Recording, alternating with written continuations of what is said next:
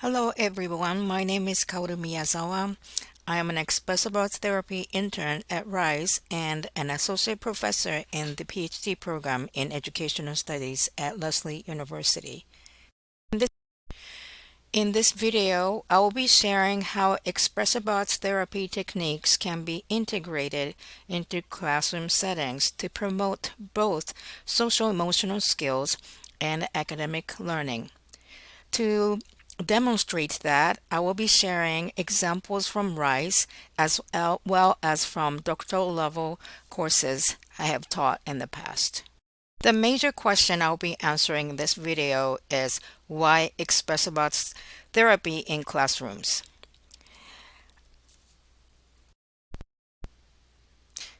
The simple answer to this question is that because the expressive arts therapy techniques work in classroom settings. I created this video because expressive arts therapy techniques work in the classroom settings. These are comments from my student evaluations. In these courses, I used expressive approach. Students expressed that they felt being intellectually challenged, yet they were constantly engaged and enjoyed learning. As these comments show, expressive arts therapy techniques invite students to play, imagine, and create, and they promote social emotional skills and academic excellence. That's why I created the video. Here is a brief overview of what I will cover today in this video. I will start with who I am and how I came to this work, then introduce the foundations of expressive arts therapy, its history, and guiding principles. I will share some examples of how I used expressive arts therapy techniques in classrooms. One example will be from RISE, another example will be from a doctoral research method course that I taught. So this is about me. I wear multiple hats in this work. I'm currently an expressive arts therapy intern at RISE and a graduate student in the expressive arts therapy program at Lesley University. I'm also an associate professor in the PhD program in educational studies, where I facilitated research methods and the seminars on collective trauma. I've been an ESL teacher and a teacher educator in my career. My interests include art integration in K through 12 and higher education classrooms, collective trauma and healing, social emotional learning, and immigrant youth. These roles inform how I think about expressive arts as both a therapeutic and pedagogical tool. Now, I want to give some backgrounds of expressive arts therapy.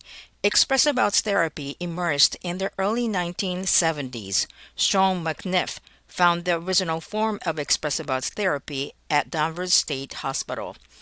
He also found the expressive arts therapy program at Lesley University in 1973. The most salient aspect of expressive arts therapy, which distinguished itself from other forms of creative therapy, is that expressive arts therapy use 5 modalities. And another major characteristic is that it emphasizes process of art creation more so than product of art. Here are some basic principles of expressive arts therapy. Expressive arts therapy is grounded in the belief that everyone has creative power. This is the most fundamental and important principles of expressive arts therapy. Sean McNiff emphasized creativity as an innate human capacity, not something reserved for artists. With this regard, he believes what is important is the process of art making, not the product. Based on this belief, expressive arts therapy also believes that art is a part of everyday activity. Through art making, we can strengthen ourselves and our relationship with each other and with the natural world. One of the major key concepts of expressive arts therapy is intermodal transfer. As we move from one art form to another in art making, we are able to deepen our insights and shift our perceptions. This process also reinforces imaginations and help us gain clarity on our thoughts, and then help us get out of from the stuck place to unstuck place.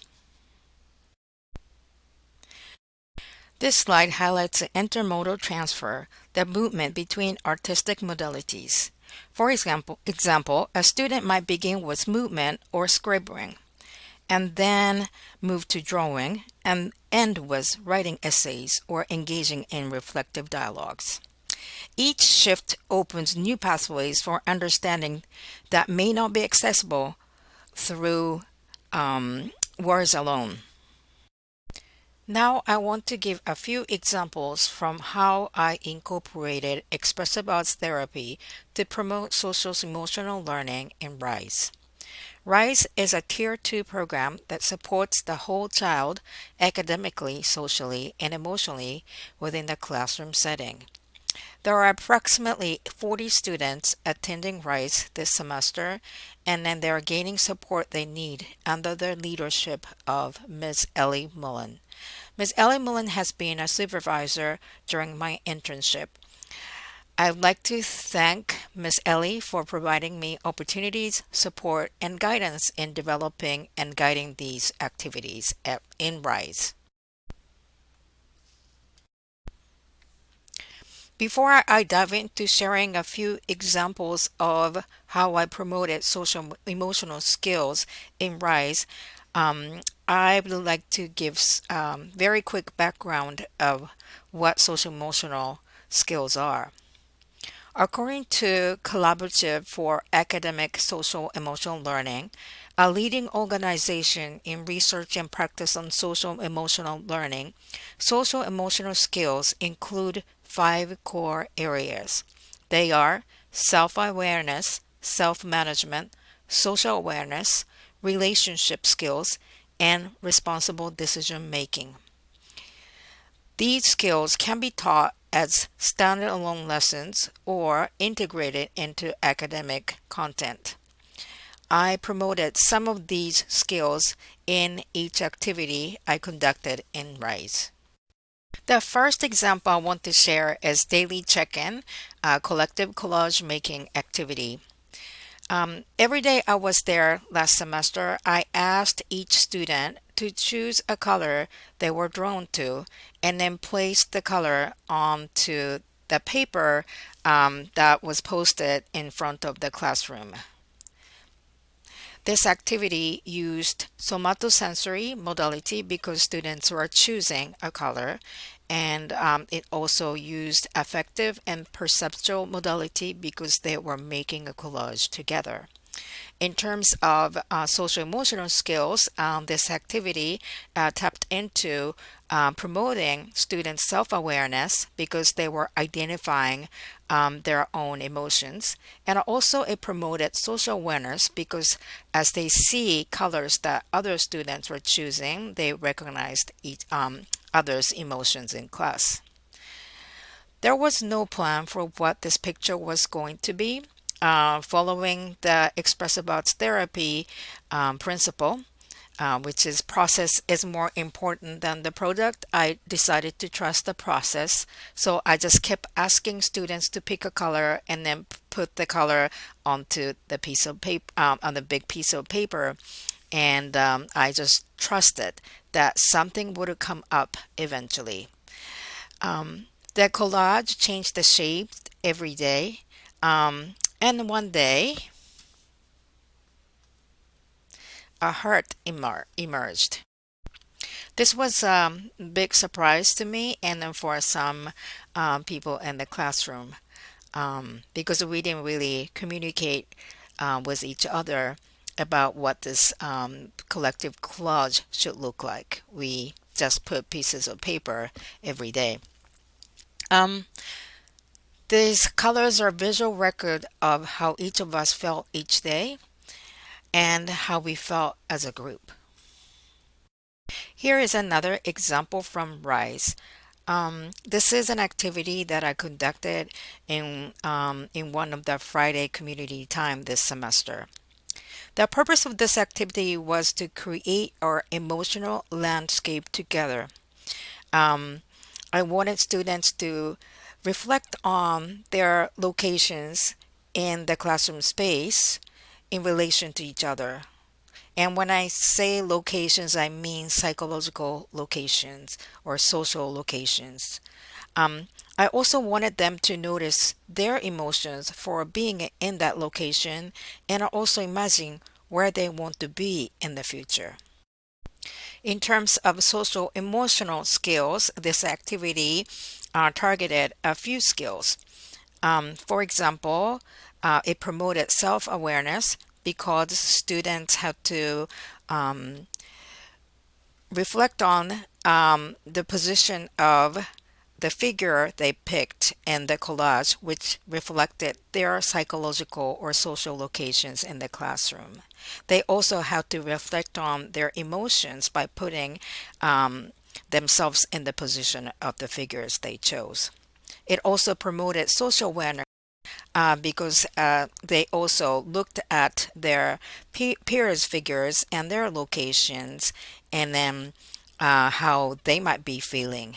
And then also it promoted relationship skills because by looking at the location of these figures and their relationship to each other, they examined their social relationships to each other in their classrooms. By thinking about where they want to be, they are thinking about future relationships that they want to form with their classmates. I'm always surprised when I conduct an expressive arts therapy um, activity in the classroom because students' creativity takes them to a place that I don't usually imagine before. So when I conducted that collective space making activity, students ended up staying around the table and then used all the figures that were available and then created this art piece without really verbally communicating with each other. In addition to doing group activities, this semester I set up a weekly art table. It is an open, low pressure space for creative expression. For example, students engage in visual art activity with a focus on mindfulness, like Zen Tango or mandala, as you can see in these examples. And then these activities promote their self awareness and self management, such as emotional regulations. Um, by making art together, students also build relationship with each other. As my examples from RISE demonstrated, expressive arts therapy are useful tools in developing students' social and emotional skills. However, it is not limited to that. From my experience, I'm confident that expressive arts therapy tools can be used to promote academic skills and intellectual capabilities. I want to share an example from a doctoral level research design course I taught. In these courses, expressive arts therapy tools supported my students understand complex abstract concepts. This diagram shows what students have to master in the Introduction to Research Design course. It includes terms like epistemology, ontology, axiology, paradigm, theoretical lens, positionality. I heard these terms on my first day in my doctoral class way back when I was a doctoral student. I had no clue about these terms, and when I heard these terms, I almost wanted to walk away from the classroom. But I learned that expressive arts therapy tools can help students make sense of these abstract concepts, lower their anxieties, and then also begin to imagine their own research design, which is really exciting. This is sample activity from the research design course I taught. This activity helps students explore their researcher positionality. To give you a background, positionality refers to the identities shaped by one's social cultural context. Positionality shapes researchers' basic beliefs about the research topic they want to explore and how they should go about in their study. In other words, methodology they use in their study. And therefore, positionality is the most fundamental part of their research design. Normal doctoral level courses where we tap into only thinking and reasoning skills, a professor might give them a definition of positionality and ask each student to write three-page paper describing their researcher's positionality. Instead of doing that, I started with I used the bottom-up approach in expressive arts therapy. In other words, I used somatosensory modality and an affective and perceptual modality, and then finally use thinking and reasoning.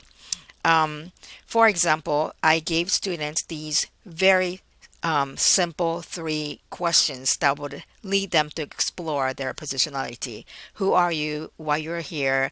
How did you get here? And then in response to these questions, students used the visual format, including clay, collage, and then drawing and a painting.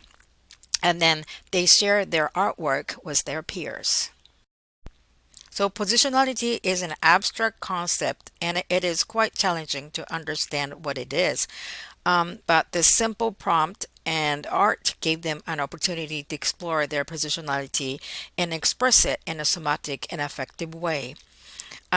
This also promoted their social emotional skills. For example, they talked about their identity and their basic values related to their research topic. That is to promote their self awareness. Also, sharing their positionality through their artwork promoted them to understand their peers' identities and their values. Also, exchanging these personal views about themselves and their beliefs promoted relationships with each other. In another activity where I used dramatization as a modality, students performed a research study in the form of a skit. By acting out a research study by being researchers and the research participants, they demonstrated power dynamics among actors involved in research process through their postures, movement, props, and words. And audiences, other students who were viewing the skits, engaged in the dialogues to identify the underlying research paradigm, researchers' positionality, and basic beliefs about the topic that are hidden below the surface of the skits through discussions. This activity also promoted all five social emotional skills. Especially, this activity helped students develop responsible decision making skills as future researchers. The dialogues about the skit led them to think about what topics they should research, in what way, so that they can promote the well being of the research participants instead of harming them. In conclusion, I would like to say that expressive arts therapy is a powerful tool to promote social emotional skills in Tier 2 program in a high school. Um, I also think it is a great tool to promote understandings of complicated abstract concepts, social emotional skills in a research course at a graduate level. At the same time, I think that expressive arts therapy has much more potentials. For example, um, the tools from expressive arts therapy could be integrated into subject content classes in K through 12 classrooms to promote social emotional skills and academic performance at the same time. There may be more possibilities. So, thank you for listening to this long presentation. I welcome any questions, and I would so love to hear about your experience using arts based practices. If you're interested in collaboration, please feel free to reach out. Here's my email. Thank you again, and I'm looking forward to hearing from you.